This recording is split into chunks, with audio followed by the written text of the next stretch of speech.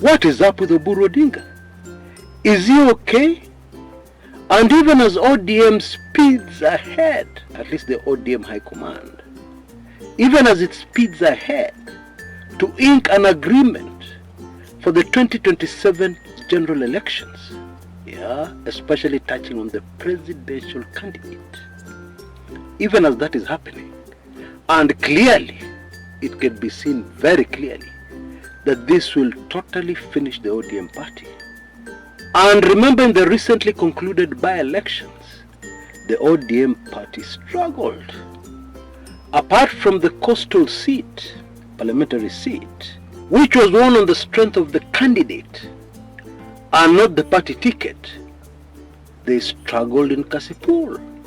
ODM survival hangs on the balance. So it doesn't make sense. It doesn't. Like a lot of things in Ruto politics, long term, they don't make sense. Even medium term, they don't make sense. A very warm welcome to yet another Q&A video, where I answer some super fascinating questions, all linked with current politics. Well, almost. And some of the questions we'll be answering are as follows. Do the Ichaweri oaths of 1969 still impact Kenyan politics today? And how do they? Because I don't see how. Chris, you're just hot air. I don't see how. Okay, that's one question. Chris, you always get it wrong. That's another question. Backing the wrong horse, the wrong candidate. In 2022, you were so sure it was Raila. But what happened? Ruto won. Even this latest by-election analysis of yours is all trash. Chris, I think it is time to retire. You have no idea what politics is about. That is another question I'll tackle head on. And I beg you not to miss my answer to that one. And then another one. As he hints at 2027 deal with Ruto, is Oburu Odinga a human vegetable, a psyop, or something else? High tech? What a question. Well, let's get on with it. Twende kazi.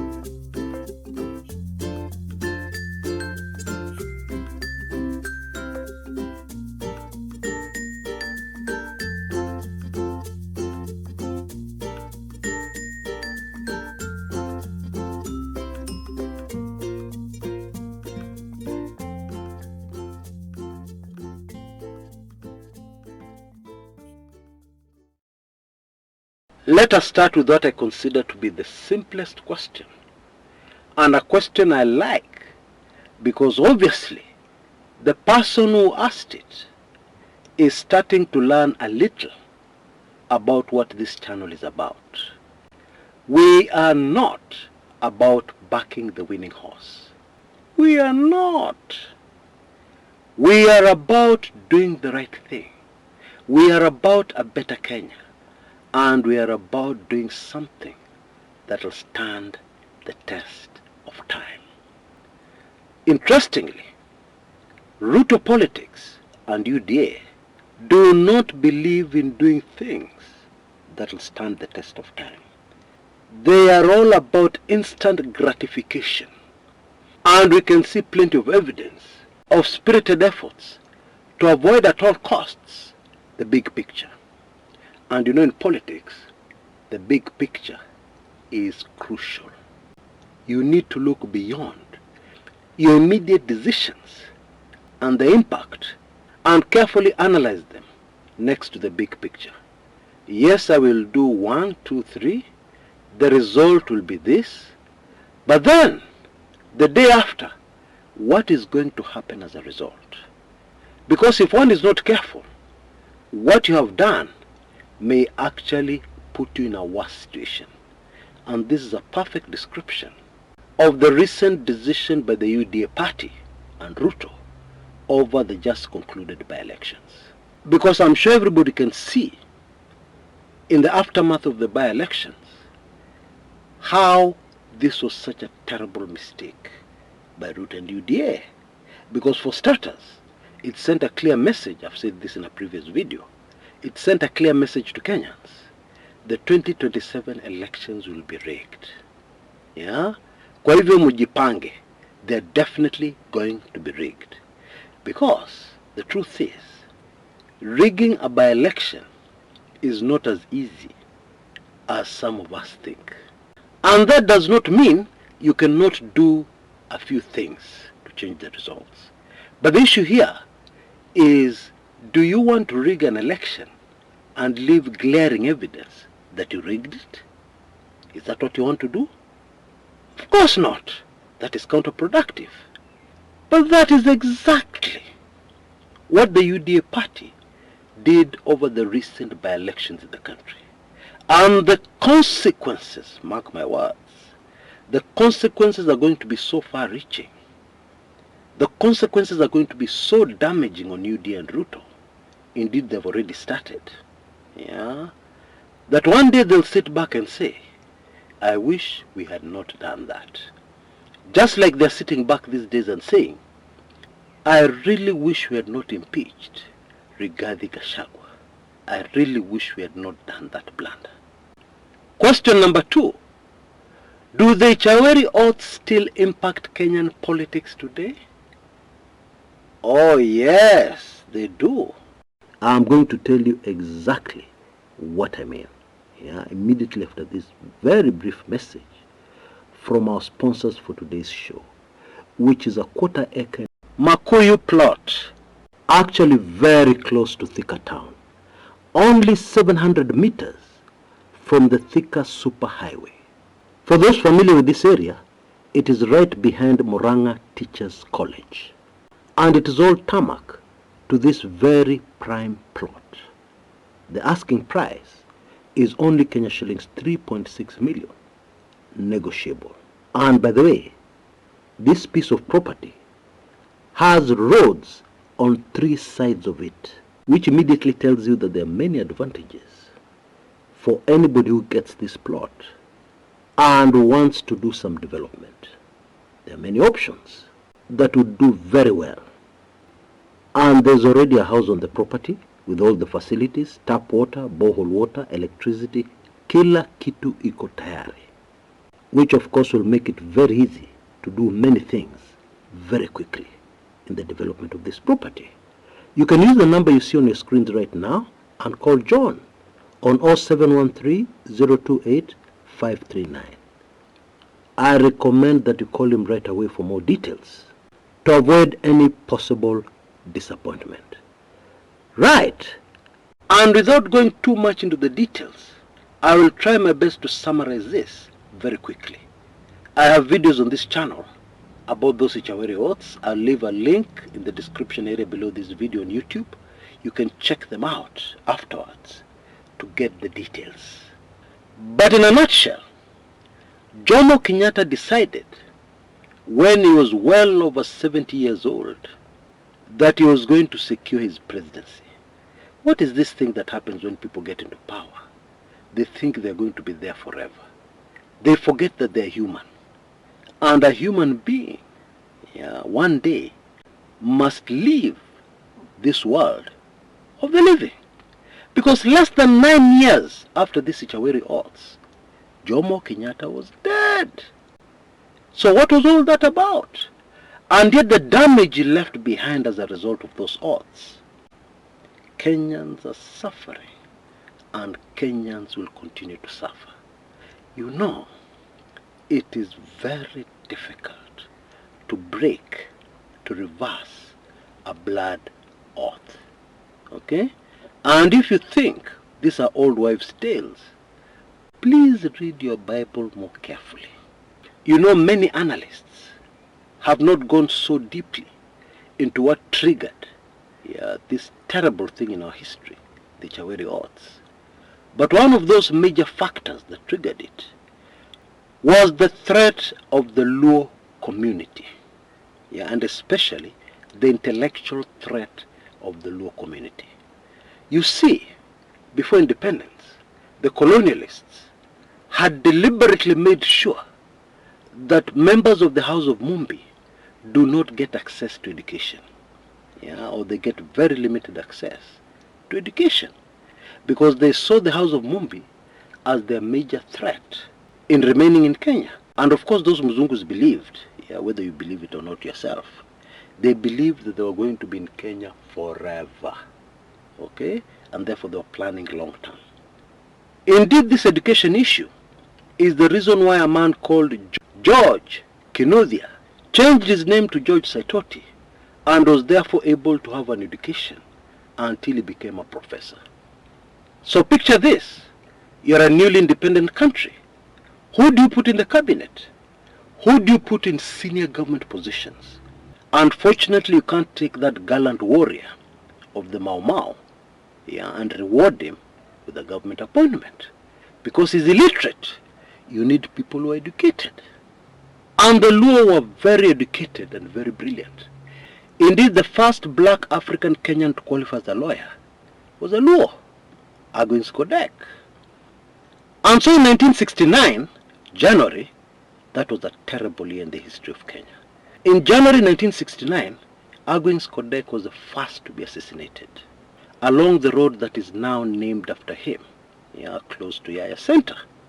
They said it was a road accident, but we discovered years later a rifle, a government-issued rifle, did the damage. At that time, this brilliant Kenyan was the Minister for Foreign Affairs. Next was Tom Mboya on July 5th, 1969. And then the whole brutal operation against this community concluded on October 25th, 1969 with the Kisumu massacre, whose whole objective was to completely neutralize the politics of Jaramogi Oginga Odinga. And indeed, the real objective of this operation was confirmed by the words of this blood oath, that a Luo shall never be president of Kenya, the flag shall never go to Luo Nyanza, that indeed the flag shall never cross River Chania. That is where the Kiambu border ends, Kiambu Kikuyus. It shall never cross River Chania into Murang'a and Nyeri Kikuyus. And so, breaking news for most of us, the 1969 Ichaweri odds were also against the House of Mumbi. Members of the House of Mumbi outside Kiambu, hailing from Murang'a and Nyeri. That's a very important point to note. And indeed, when Mwai Kibaki was a front runner to win the presidency in 2002, to take over from Moi, the presidential candidate was involved in a very strange, almost fatal accident at the junction of the road to Machakos and Mombasa Road.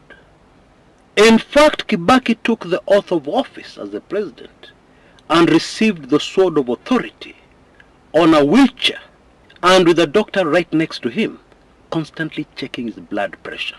Oh yes. And we know that somebody warned Kibaki about these terrible oaths that were taken at Ichaweri, because shortly after he recovered, he did a very strange thing. The presidential motorcade drove across the River Chania, and the new president only stopped to buy some pineapple juice at the famous Del Monte factory before driving back to State House. Spiritually, that was a key signal that the presidency had successfully crossed the River Chania. But then we all know how bloody Kibaki's presidency was. 2007-2008 manenos. Don't joke with the blood oath. For those still in doubt, just look at our history. We have only had 2 presidents outside the Murema region. Okay? And one of them, Moi, never went into any election. he simply inherited the position after the passing on of Jomo Kenyatta. And then the other one, the current one, you know how he became president. Let me just say, extraordinary circumstances. Allow me to leave it at that. And even one of the three presidents from Murema, who hailed from outside Kiambu, we can see what happened. The clashes of 2007-2008 ilimwaga damu nyingi sana. Sana. And there is something else very important worth noting. An oath affects the people who have taken it even more than the people it is taken against. Do you know there are so many Kikuyus who were abducted and even murdered for refusing to take the oath in 1969? And even today, it just breaks my heart how so many Kenyans hate this beautiful community with all their hearts. For nothing. For nothing. However, actually, it is not for nothing. It is the blood oath. You can see the words of the late Reverend John Gatu on your screens right now. A very gallant, patriotic Kenyan who was a Kikuyu. You can see that those words were prophetic. He predicted exactly what impact that oath would have on the community itself. Oh boy. Please allow me to move on. I don't want to get emotional because I love the Kikuyu with all my heart and I have no apologies to make about it. Okay, so I don't want to get emotional and I stop analyzing and I start being emotional because you didn't come here to take in my emotions. So please allow me to move on. The last question. As he hints at a 2027 deal with Ruto, is Oburu Odinga a human vegetable? Well, it is pretty obvious. The Oburu Odinga who came back from Dubai is not the same Oburu Odinga who we knew before this unfortunate incident. Indeed, many Kenyans have noticed something is off. Okay? So what did they do to Oburu Odinga? What are his health challenges exactly? Okay, he has already told us that he's diabetic. He mentioned that when this cake controversy, kutema keki, issue came up. But what other underlying medical conditions is Oburu Odinga passing through? And even more disturbing, how is this impacting his decision-making process?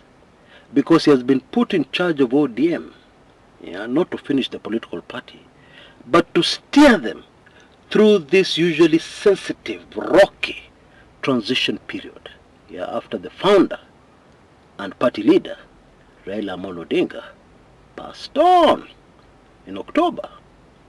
Allow me to be blunt with the truth, okay? Going into the next general elections, whenever they're going to be, the ODM party currently looks like it's going to be a non-starter.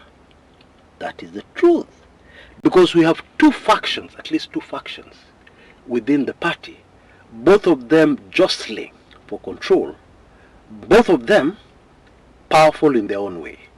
We have the people who are powerful because they have government posts, they are friends to the president, and then we have the people who carry the real power, in my opinion, the power of the people. Okay? And so, it does not make any sense, even if ODM will still exist as a party by the time the elections come around, which is doubtful.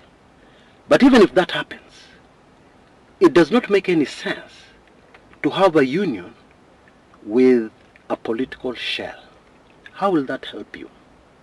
Because the ODM under Raila that would guarantee you votes in many parts of the country is not the same ODM that you're making an agreement with to support you. And the truth is, even if Ruto is the ODM candidate, presidential candidate in the next elections, that will not suddenly magically change the ODM into a popular party. Indeed, it will go in the opposite direction. Okay? That should be clear. So, what is all this about really? What is the end game? What is there to be gained by such a deal? Yeah, let's start there. In my opinion, nothing. If there is anything, the recently concluded by-elections show us very clearly. It is the fact that anything with any association to Ruto or UDA is not electable. Is not. Because we clearly saw friends of Ruto, CSs, turning up just to vote. I mean, innocently, they're not going to do anything else. But then the people, the voters there, could not stand them. They chased them away. Now that is a very clear signal. Okay?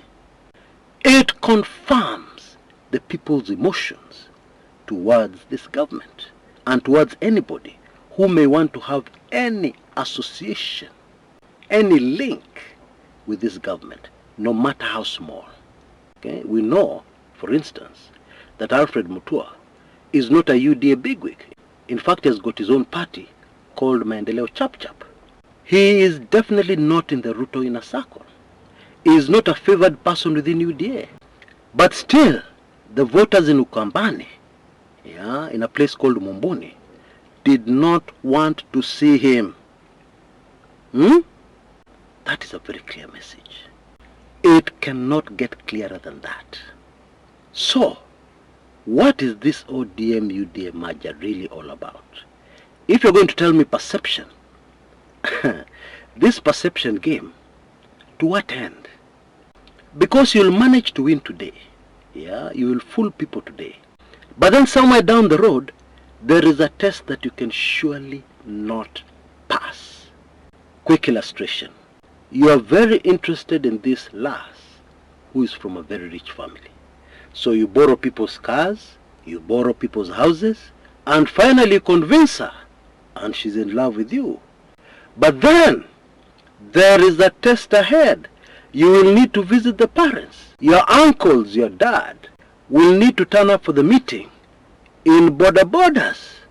And you know rich people are very arrogant. The way they allow people who don't have money, you know. What are you going to do there? What perception game are you going to play there? Even if you hire vehicles, it is guaranteed. Somewhere down the road, kitaumana. That kasuit which was washed at home with Omo, that your uncle is wearing, will be spotted. Something small will happen, and it will be pop, game over.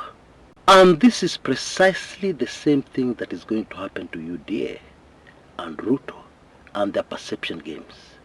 Somewhere down the road, I believe it has already happened in the by-elections, but somewhere down the road, they're going to be embarrassed and ashamed in front of the whole world in a very, very major way.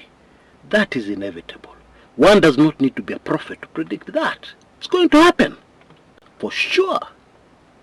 And so I ask again, to what end? What for? What is the end game? What is the big picture here? Because I don't see it. I don't. Maybe you do, and you can share with me in the comments area below. But I don't.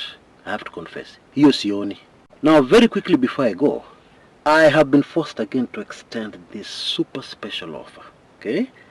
And it is definitely ending. Definitely no extensions. Tomorrow, the 3rd of December, 2025, at exactly 11 a.m. in the morning. Please take full advantage of it in this small window of opportunity.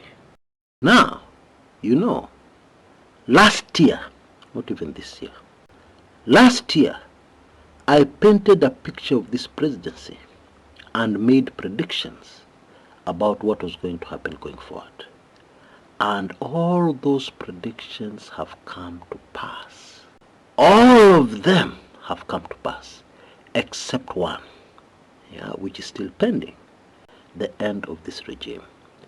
Now, at the center of that prediction was the reason, the real reason, which actually has something to do with the disease.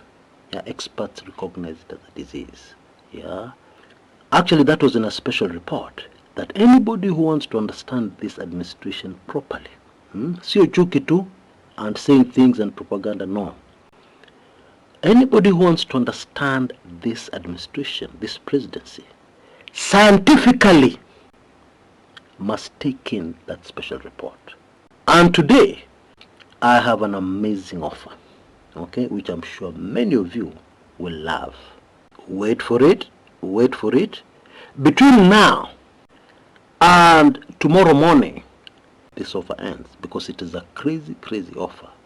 You can be able to get a permanent golden key at, wait for this one, only Kenya shillings 4,999. Please rush. This offer will definitely come to a close. You can see details on your screens right now. Opportunity knocks rarely. Many times it knocks only once. So please take full advantage of this. Of course, a golden key will allow you to have this special report I'm talking about. Yeah, scientific analysis of this presidency from experts, by the way, people who know what they're talking about. And of course, all the other special reports, including the one on how walimaliza Raila, all of them. And of course, you'll have a free pass to anything and everything Kumekucha going forward. Forever. It's a permanent golden key. Only 4,999. Please, if you're in a position, act with speed. Until next time, this is Chris Kumekucha.